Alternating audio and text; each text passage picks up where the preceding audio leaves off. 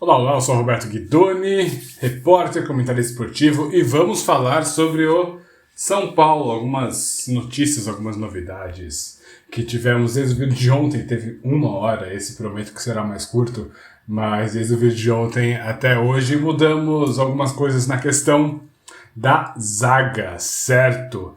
Então eu já irei trazer aqui algumas informações. Bom, como vocês devem saber, o Léo Pelé, ou só o Léo, né? Ele não gosta de chamar de Léo Pelé, mas tá aqui. O Léo, ele foi vendido, ele agora pertence ao Vasco da Gama, toda sorte para ele. Ele era um jogador muito questionado, né? Boa parte da torcida não gostava do menino e, bom, ele tinha algumas coisas positivas, algumas coisas que precisavam melhorar. Lembrando que ele veio da lateral esquerda, ele se adaptou como zagueiro, muito porque ele não tinha velocidade, né? Ele não tinha tanta chegada lá em cima como um lateral, então ele ficou mais como zagueiro. Foi o Fernando Diniz, né? Aquele jogo que era Diego Costa e Léo, e foi aí que teve uma guinada na era Diniz, mas depois acabou não dando certo. Mas ele acabou se adaptando bem, o Léo, como zagueiro, por causa da saída de bola. Ele tem uma qualidade de passe boa, só que ele é um pouco durão, né? Então isso daí pesou um pouco contra ele. Teve a final do Paulista, o que o Dudu fez com ele, tem um drible que ele toma que, misericórdia, dureza um jogador profissional tomar um drible daqueles. E quem é que deve chegar? Alan Franco. Vamos lá. O que se noticia é que realmente houve uma proposta do São Paulo pelo Alan Franco. Vejamos como a coisa se desenvolve, mas vamos falar especialmente sobre o Alan Franco nesse vídeo e ver se ele é o jogador que o São Paulo precisa realmente, se ele é esse zagueiro que está faltando para a nossa equipe, ou o que ele pode trazer de bom para o time do São Paulo. Beleza? Então vamos lá. Primeiro, entender um pouco MLS e o Alan Franco. Aqui ele pertence ao Atlanta que marcou 48 gols, ele fez um deles e deu 2 assistências no campeonato inteiro, e tomou 54, quer dizer, uma defesa vazada. A gente pode ver que nos Estados Unidos a maioria dos times toma muitos gols, né? Então, tirando o Philadelphia e o Los Angeles, que tomou 38 gols em 34 jogos, já é um número muito alto. O resto dos times, eles tomam bastante gols. Então é um campeonato com muitos gols realmente. Aqui os jogos finais todos com 3 gols numa partida, 3 gols numa partida, 2, aqui mais modesto, 4 gols, 3, 5 gols, 4 gols, enfim, muitos jogos, né, com bastante gols. E aliás, parabéns para o DC United, que conseguiu tomar 71 gols em 34 rodadas. Parabéns, hein, amigão? Timaço! Pois bem, eu vi já aqui alguns números dele. Claro que eu peguei números de 2 lugares, basicamente. Já vou mostrar o comparativo do Alan Franco e do Léo, mas foi daqui e do Footstats, que é um site bem interessante também com os números. A gente sabe que cada site vai ter suas divergências quanto aos números, né? Mas o que a gente pode ver no Alan, tá aqui, ó. Quando a gente filtra por passes totais, ele tem essa média de 63,45. É o 14º no campeonato aqui no SofaScore. Então, ele é um jogador que recebe muito a bola e, bom, fazer aqui o comparativo certinho dele com o Léo. Segundo o Footstats, tá? Footstats.com, ele é o 4º em passes certos na MLS, com 95,54%, enquanto o Léo, ele é o 15º aqui no Brasil, com 93,62%. Então, até aí está próximo, a porcentagem pelo menos está próxima. Aqui começam as discrepâncias. 35º em desarmes, com 93,62% e 1,42 por jogo. Ok, não é maravilhoso assim, mas ok, o número de desarmes. E aqui, faltou... esse mesmo, 19 em todo o campeonato, número absoluto, porque ele tá tão embaixo que eu não tinha nem como marcar, tipo, contar 1 a 1 quantos que estavam acima do Léo Ele estava lá embaixo, 73,08% de desarmes certos e 0,66 por jogo. É um número muito baixo de desarmes para um zagueiro.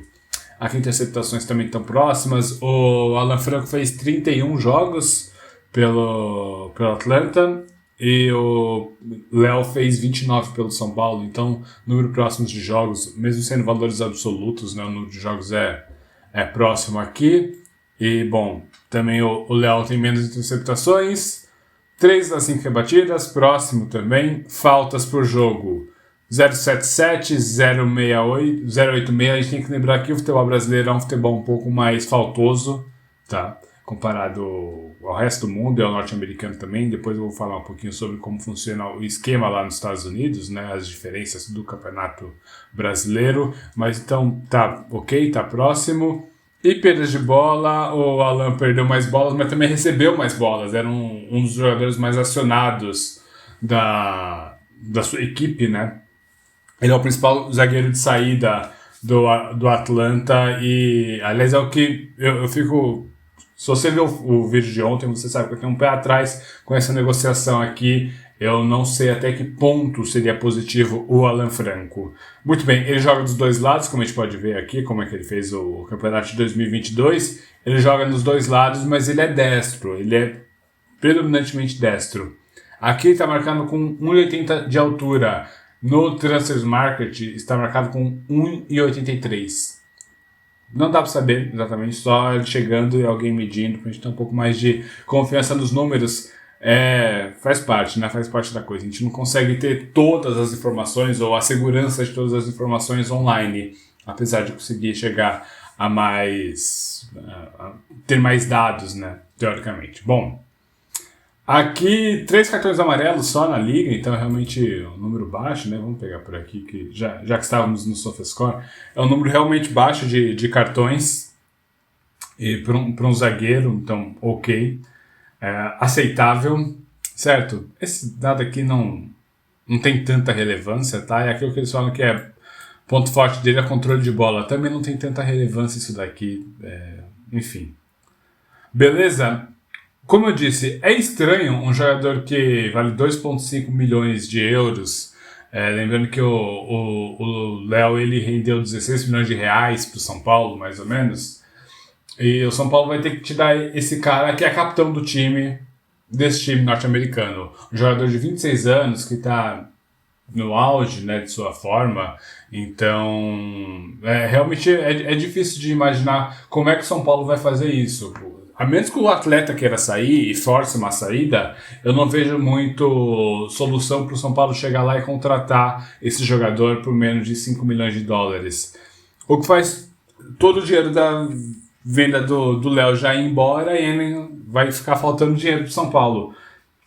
É minha grande questão com essa contratação do Alan. Ele é um bom jogador, tá? Ele tem uma boa saída de bola, ele tem... Se você for ver na internet, ele tem várias saídas, ele driblando, né? Mas assim, e aí falando um pouco mais das diferenças entre a MLS e o Campeonato Brasileiro.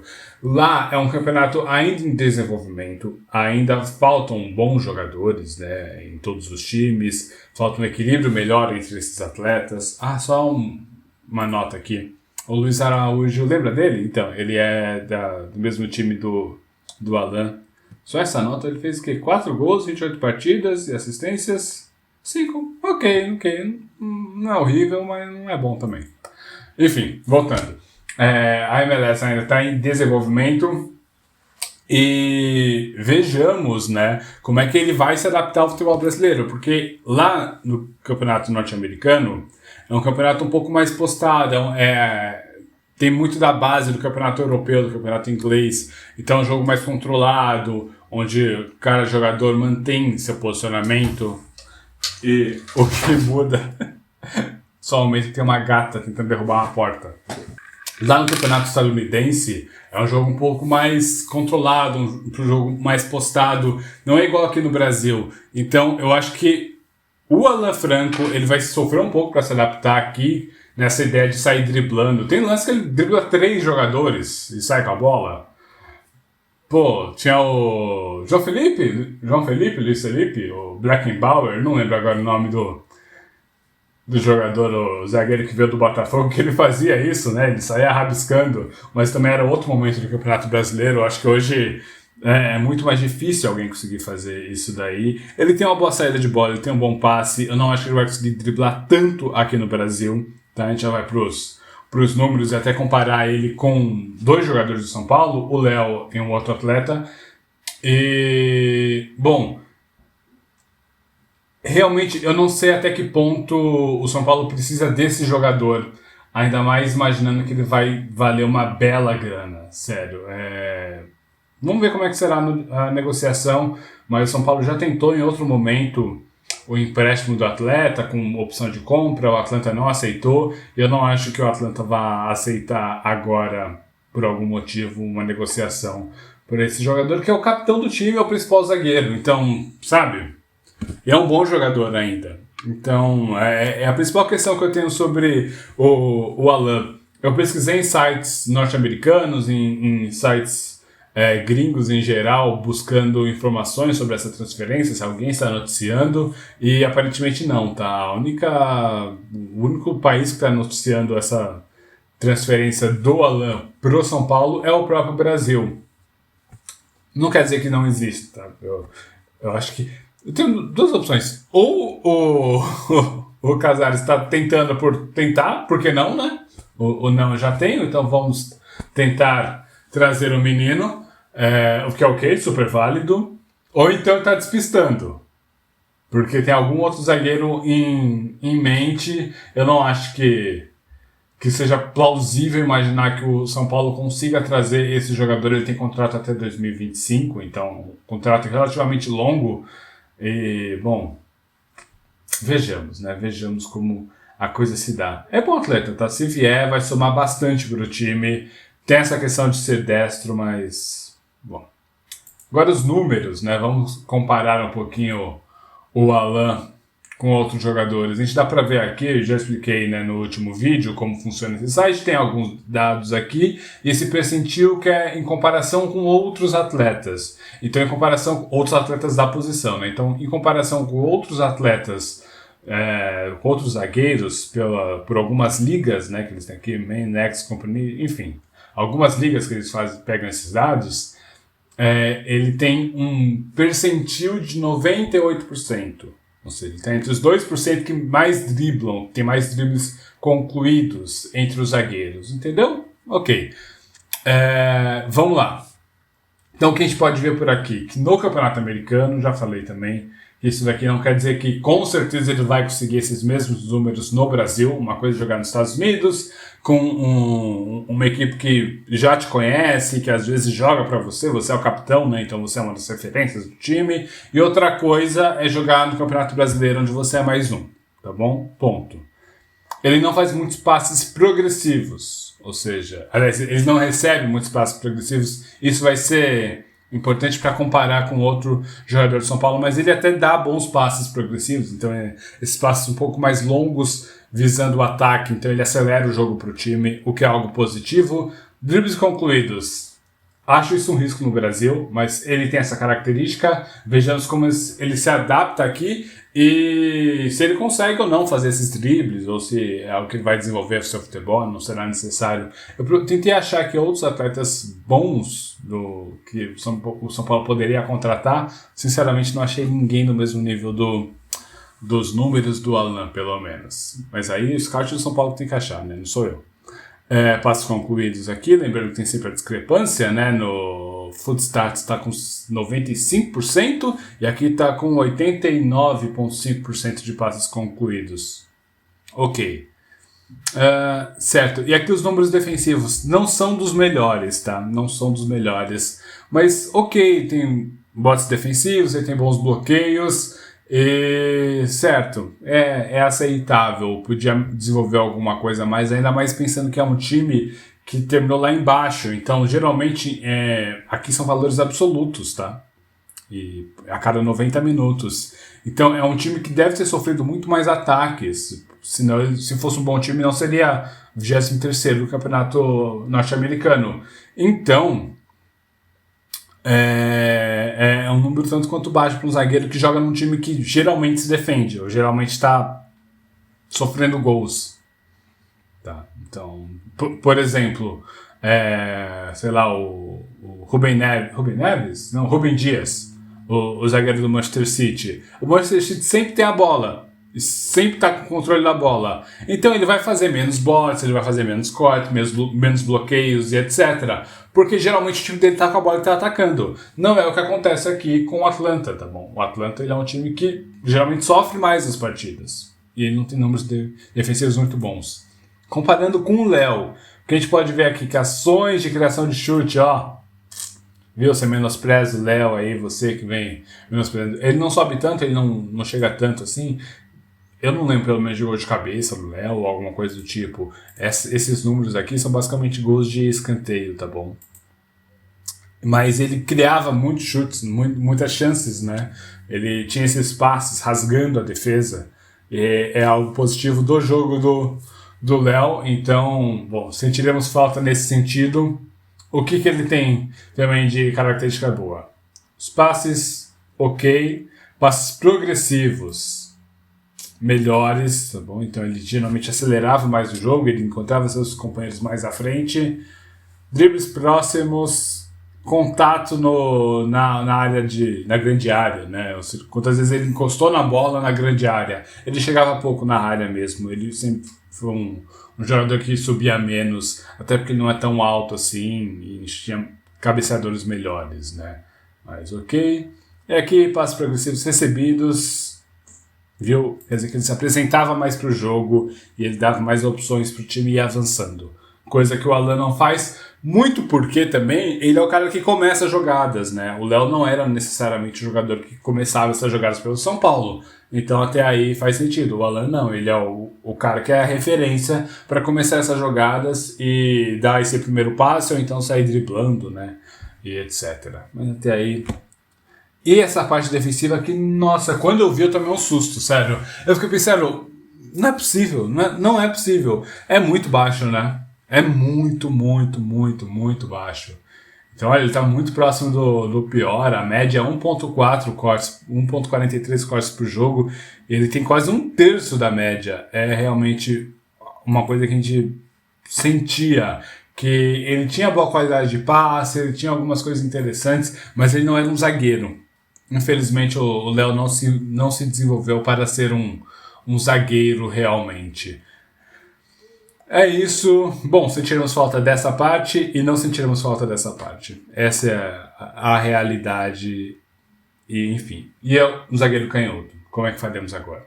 Pois é. E aqui outro jogador, o Ferrarese, que esse sim, pô. É disso que eu tô falando. Ao melhor zagueiro de São Paulo, pelo menos o que melhor terminou a temporada passada, e espera-se que ele comece essa temporada como titular. Lembrando que ele tem contrato só até o meio do ano. Então, vamos ver como é que a coisa se dá, né?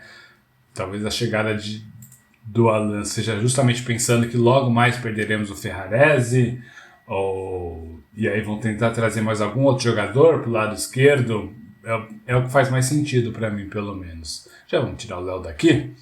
Então, ok, comparado com o Ferrarese, é muito mais equilibrado aqui, ele chega mais na área, ele se apresenta e ele também consegue dar passes progressivos, ele criou algumas chances de gol, assistência para gols esperados, né? Então, quando você dá uma assistência que leva uma chance de gol, a um chute a gol, ele está muito bem nesse sentido no expect goals, né? Isso aqui é uma estatística que a gente ainda pouco usa no Brasil, mas é interessante, tá bom? Eu acho que fiquem de olho nas estatísticas de gols esperados. Essa daqui é relevante, assim, para uma análise de jogo completa. Nossa, já tá ficando com 20 minutos esse vídeo. Eu tenho que aprender a cortar as coisas. Mas botes defensivos, ok. Cortes, bloqueios, defesa, ganhos aéreos. É um pouco mais baixo que a média. Aqui dá para considerar que ele está na média, aqui um pouco melhor, aqui um pouco melhor. Ele se destaca bastante nos botes e nos bloqueios. Certo? Então é isso. Eu acho que o Alan, ele é um bom jogador, é um bom atleta. Se vier para São Paulo, toda sorte para ele, né? Vamos torcer bastante pelo desenvolvimento do menino. Mas eu não acho que seja a solução para a equipe do São Paulo. Eu acho que a gente precisava de outro tipo de jogador e um jogador mais barato, especialmente. Se não tem no mercado, então sobe da base. Tem o Beraldo aí, pô. Tem o Beraldo, sabe? Hoje, eu preferia muito mais. Joga o Ferrarese para a esquerda. Já fez a zaga pela esquerda, ele é um bom zagueiro, ele vai conseguir se adaptar lá. Aí na direita é Diego Costa ou Arboleda, quem tiver melhor, né? Aí é a briga pela posição. Isso se o Rogério Ceni optar por 2 zagueiros, eu imagino que ele vai optar por 2 zagueiros, tá bom? Mas então Ferrarese na esquerda, Diego Costa ou Arboleda na direita, certo? E aí sobe o Beraldo para ser o reserva do Ferrarese. O Ferrarese vai ser titular absoluto e desenvolve o Beraldo, que já jogou na esquerda na base. Aliás, ele jogava muito mais pela esquerda na base. Então, pô, por que não, né? Esse é o ponto, por que não? Ou então procura um jogador um pouco mais barato.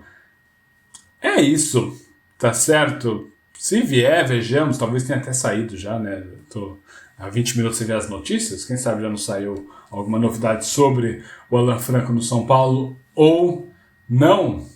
Pois bem, vou botar aqui minha cara para encerrar esse vídeo. Mais tarde vai ter o sorteio da Sul-Americana, então eu vou acompanhar também o sorteio e eu trago para vocês os primeiros desafios internacionais de São Paulo nesse ano.